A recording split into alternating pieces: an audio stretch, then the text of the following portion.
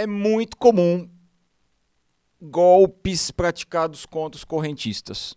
Você que nos assiste com bastante frequência sabe, não é a primeira vez que a gente fala disso, todo dia uma técnica nova para tirar dinheiro do correntista, do consumidor.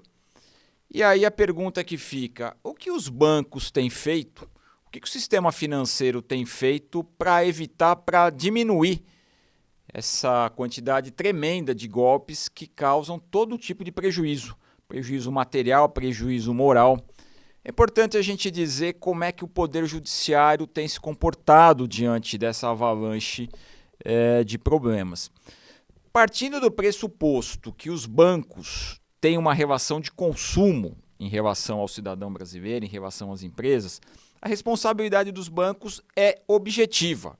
Ou seja, provou que houve um problema, provou que houve um dano, provou que houve um prejuízo ali, independentemente de culpa, basta a existência do fato. Você, correntista, teve um dinheiro suprimido da sua conta, você teve alguém lá que usou dos seus dados de forma não autorizada, basta a ocorrência do fato, já é dever do banco ressarcir, materialmente e moralmente. Não precisa ficar trabalhando com a ideia de se tem culpa, se não tem culpa. A responsabilidade é objetiva.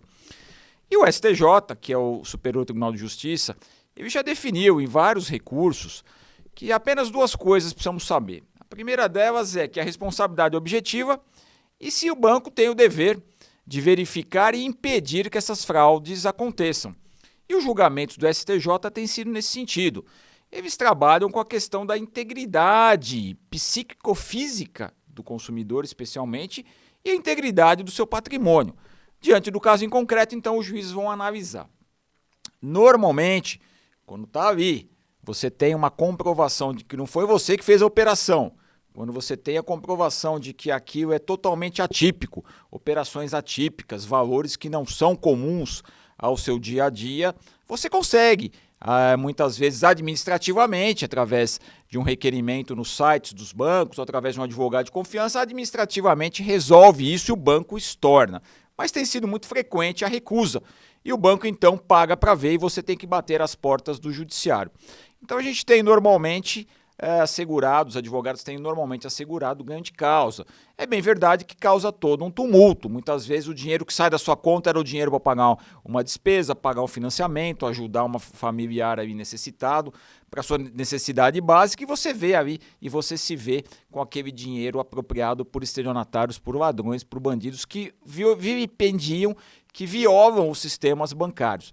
O que a gente tem percebido, e aqui fica um alerta para todos aqueles que mexem normalmente aí com os sistemas digitais. O que acontece é que os bancos fizeram de tudo para que a gente possa, através das redes, através dos sistemas digitais, termos os confortos que é aquele conforto que nós tínhamos quando íamos até o banco. Então a operação era no caixa, na fila do caixa, era muito mais difícil qualquer tipo de fraude. Hoje o banco faz de tudo para você, através do seu celular, através do seu computador, fazer essas dezenas de operações. Então o banco assume esse risco. Está te dando muita possibilidade e facilidade, então deve ter toda a cautela. O que a justiça tem pontuado, e aqui é muito importante, é que não pode haver minimamente um comportamento, uma participação do consumidor naquela situação. Vale dizer, se o consumidor forneceu senha, se o consumidor apertou um botão ali para colaborar, para garantir aquela operação fraudulenta, o judiciário tem muitas vezes afastado o dano moral e muitas vezes nem concedido a indenização material. Nem o valor surrupiado volta para a conta. Por quê? Porque o judiciário, os juízes entendem, os tribunais entendem que houve um comportamento volitivo. Houve ali, então, uma manifestação do consumidor em casos, por exemplo, o famoso caso do motoboy que vai entregar um presente, vai dizer ao consumidor que tem um presente que ele ganhou de alguém e pede para ele passar o cartão ali por conta da taxa de 4, 10, 20 reais de entrega. E o consumidor ali achando que tem um presente para receber, passa o seu cartão e ali ele está contribuindo de alguma maneira, até porque não foi ele que pediu aquele presente. Isso é um caso típico. Outro caso em que a pessoa liga para você e você então ali acaba entendendo que ela conhece tudo da sua conta e se comporta como um funcionário do banco, como um gerente do banco. Muitas vezes até o número de telefone de onde vem a ligação é o número que está no seu cartão de crédito, é o número do seu gerente. E aí, nessas situações, então, o judiciário entende que houve uma violação por parte dos sistemas de segurança do banco. O banco deveria agir de uma maneira diferente, deveria ter um sistema muito mais inviolável e, portanto, assegura muitas vezes aí a indenização por dano moral também e pelo dano material. Mas se porventura ficar caracterizado algum comportamento conivente do consumidor, numa operação que normalmente ele não faria, mas ele se empolga ali diante de um benefício, muitas vezes que é prometido a ele, nessas situações em que há participação no consumidor, o judiciário não tem conferido as indenizações. Por isso é importante, antes de fazer uma operação com cartão, antes de fornecer os seus dados, antes de clicar num link, antes de clicar ali numa página que você acredita que possa ser vista, é importante conferir a lisura e nunca fornecer número de conta, nunca fornecer senha de cartão, jamais fornecer fotografia do seu cartão e quando for boleto bancário, verificar se aquele boleto é realmente aquele boleto ordinário, tradicional, como os outros que normalmente você já paga. Qualquer diferença, qualquer coisa que chame a atenção, você deve ter um comportamento proativo para evitar que depois de jogar isso no judiciário tenha uma sentença negativa, ou seja, além do prejuízo ainda tem uma sentença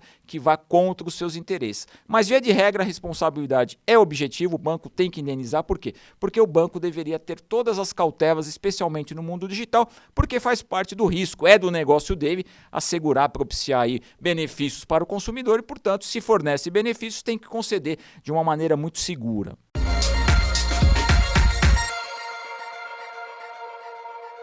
De acordo com as últimas decisões judiciais, existe aí um rigorismo maior na análise dos casos. Então é muito importante que quando você perceber uma operação ilegítima, uma operação que você não autorizou, você tome as providências, faça as reclamações nos sites, faça as reclamações nos órgãos de defesa do consumidor e aí vá buscar o judiciário munido dessas provas.